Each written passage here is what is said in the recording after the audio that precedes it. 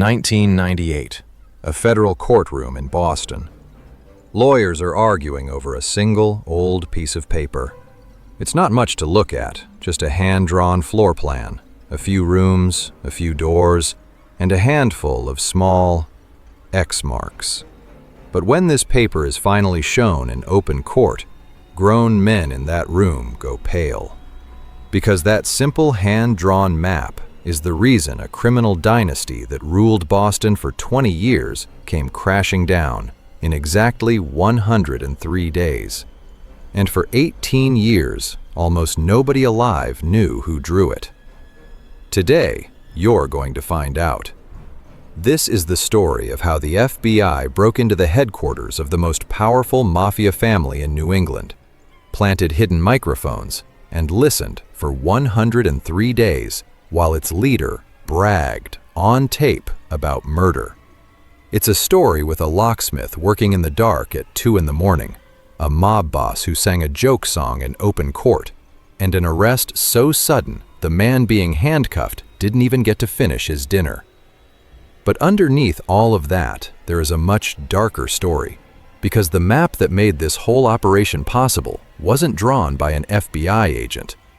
It was drawn by someone already familiar to anyone who's watched this channel before. A man who was, at that exact moment, secretly protected by the FBI himself while he continued murdering people. James Whitey Bulger didn't just survive the fall of the Boston Mafia, he helped cause it. Stay with us, because by the end of this video, you'll understand exactly how the most dangerous informant in FBI history helped destroy his rivals, using the very agency that was protecting his own murders. Chapter 1. The Kingdom on Prince Street. To understand how big this fall was, you need to understand how untouchable this man once seemed. His name was Gennaro Angiulo. Everybody called him Jerry.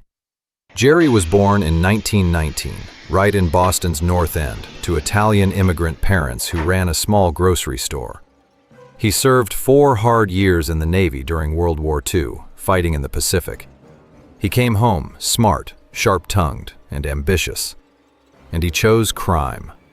By the 1960s, Jerry Angiulo had become the underboss of the Patriarca crime family, the mafia's official operation covering all of New England.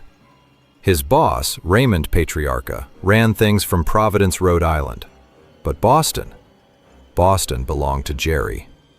He ran it from a modest-looking building at 98 Prince Street in the heart of the North End. Everyone just called it the office. From that office, Jerry Angiulo controlled an empire.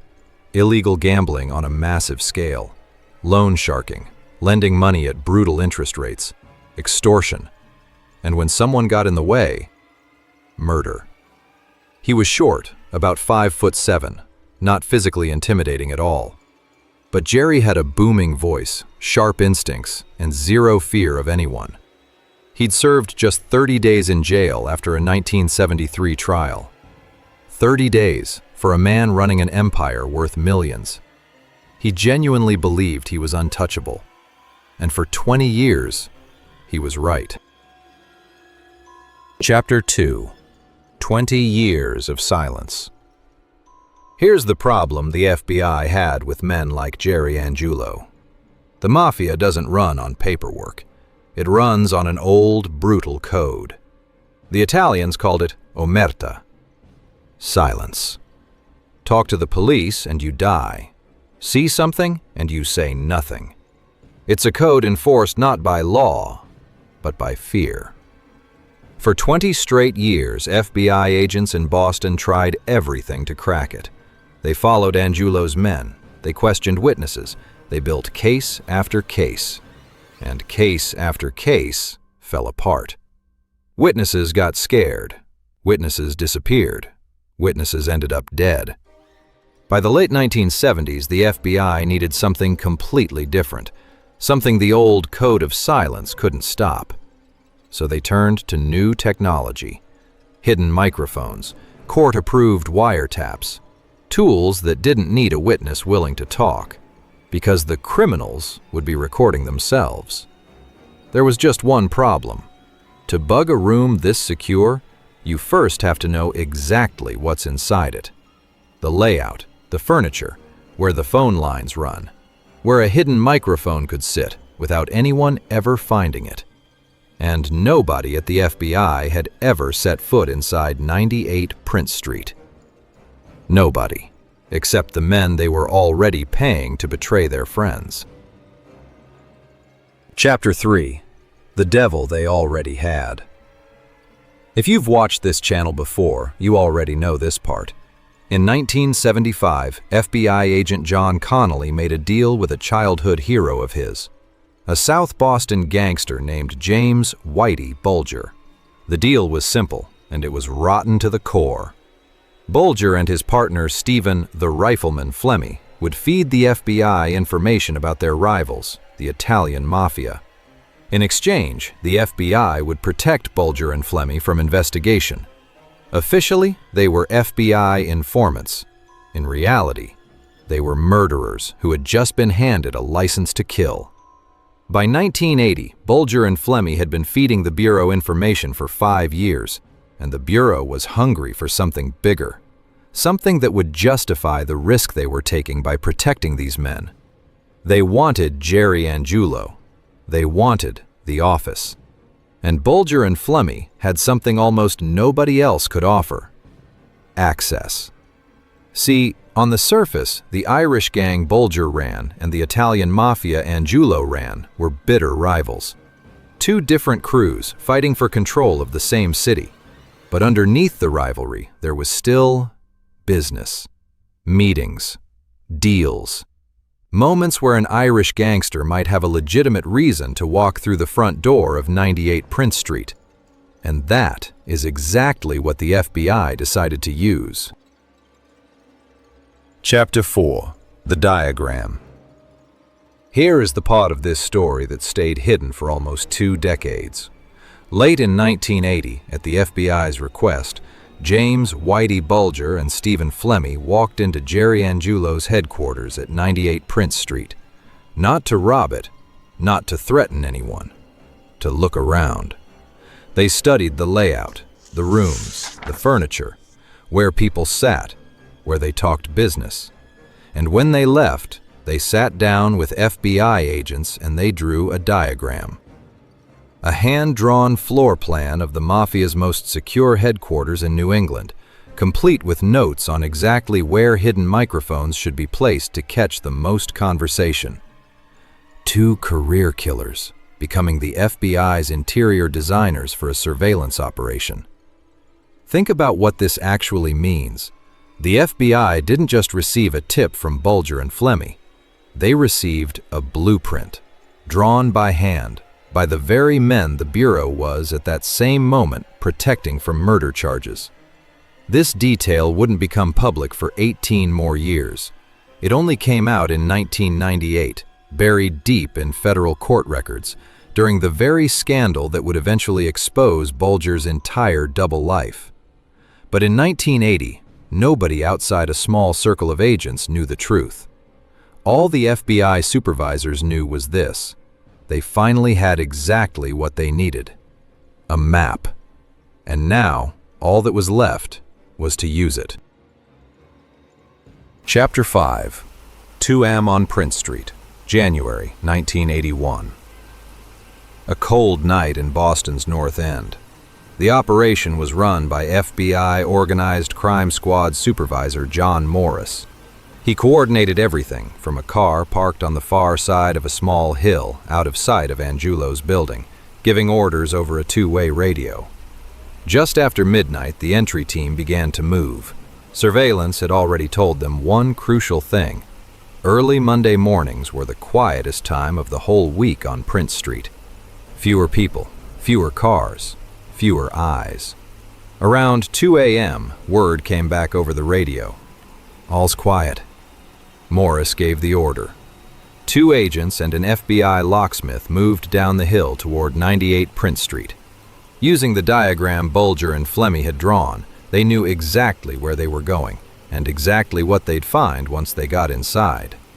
Meanwhile, up and down Prince Street, other agents quietly sealed off the block. A few cars pulled over with their hoods popped open, agents standing beside them like stranded drivers having car trouble. In reality, those broken-down cars were human roadblocks, making sure nobody drove past 98 Prince Street while the break-in happened. Inside, the locksmith went to work on the door. Click. The team moved into Jerry Angulo's private headquarters in total silence.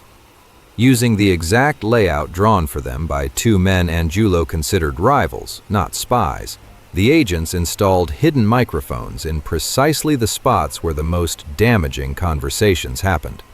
Then they slipped back out into the dark, locked the door behind them exactly as they'd found it, and vanished. Jerry Angulo would walk into his office the very next morning, and he would have absolutely no idea that every word he said was now being recorded. Chapter 6. 103 Days. For the next 103 days, FBI agents sat in a nearby location, headphones on, listening to Jerry Angulo's entire criminal world unfold in real time. What they heard was almost impossible to believe. Angulo, it turned out, loved to talk. He bragged, he complained about underlings, he explained in astonishing detail exactly how his organization worked.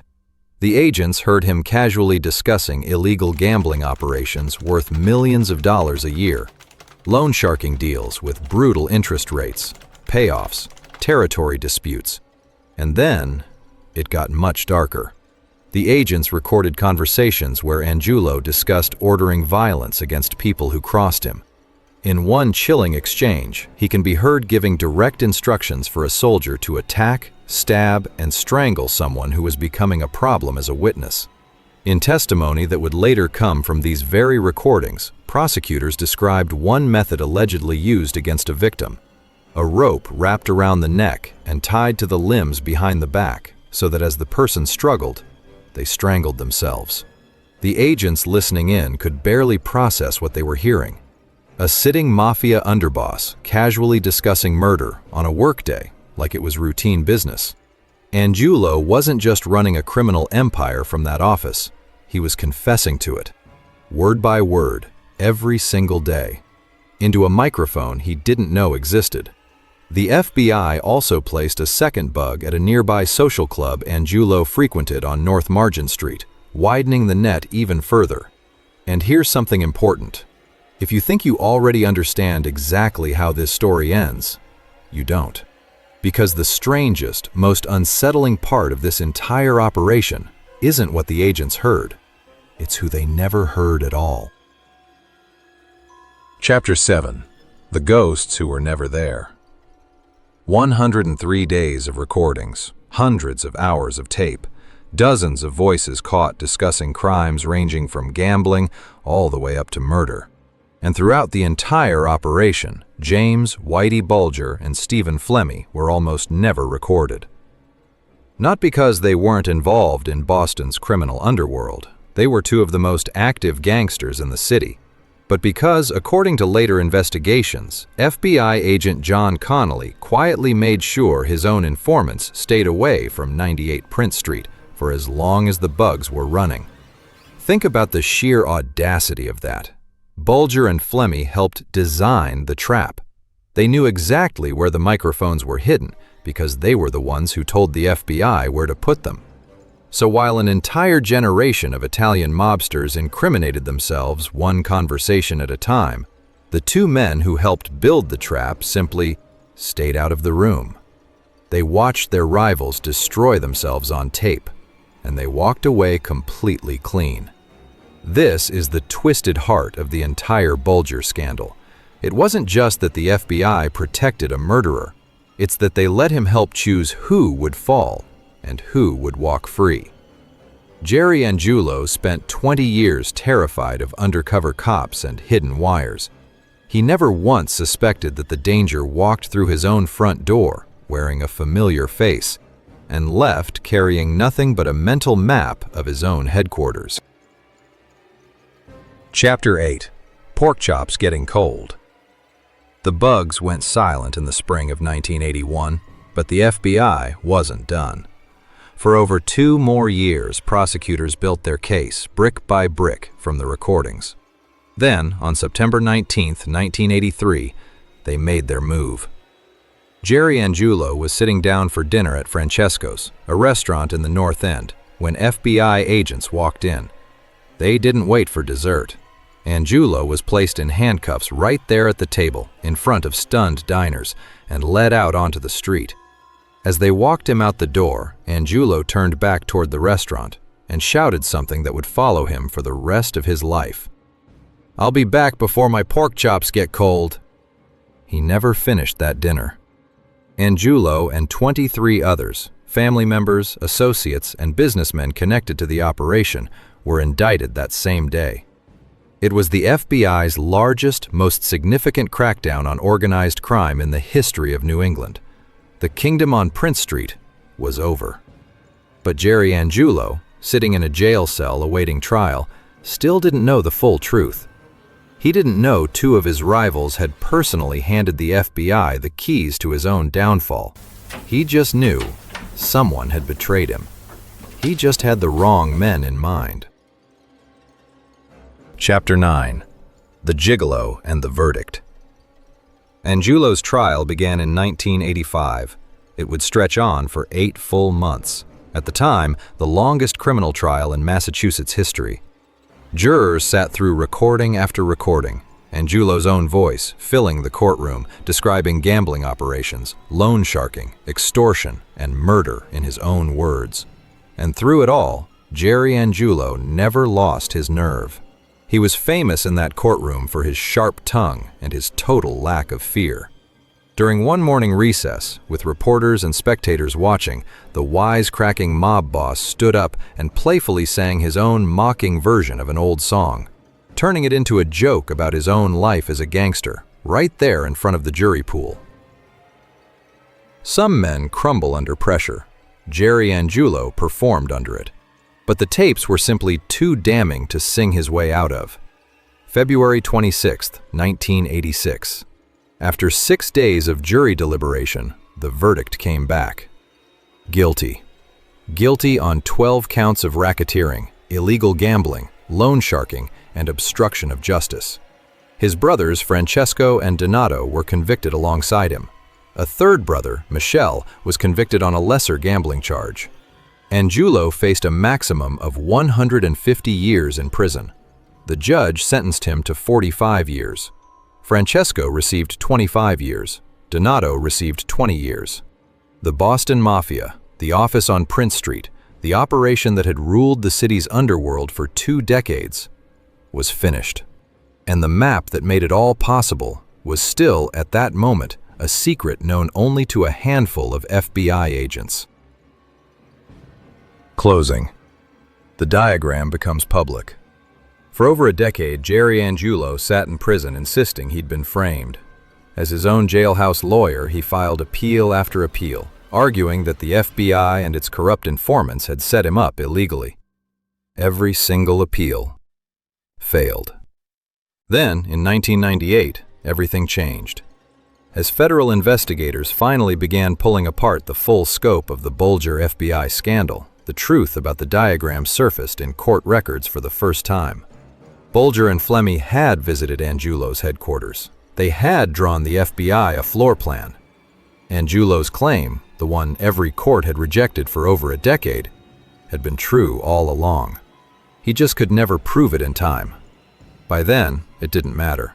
Angiulo remained locked up, filing appeal after appeal, describing his sentence, in his own words, as nothing less than a death sentence by another name. He was finally paroled on September 10, 2007, after roughly 24 years behind bars. Jerry Angiulo died on August 29, 2009, at 90 years old, at a Boston hospital. His lawyer said simply that he'd outlived most of his enemies. But here is the part of this story that should truly disturb you. The FBI agent who personally coordinated the break-in at 98 Prince Street, John Morris, is the same FBI supervisor who, in other operations, took cash and expensive wine from Whitey Bulger in exchange for protection. The same man leading a historic strike against organized crime was, at the very same time, one of the most corrupted agents in FBI history. So let's be completely honest about what actually happened here. The FBI didn't defeat the mafia through pure investigative brilliance. They defeated one criminal organization by forming a secret alliance with another one. They let a serial killer draw them a map. They let him and his partner walk free while an entire rival family collapsed on tape.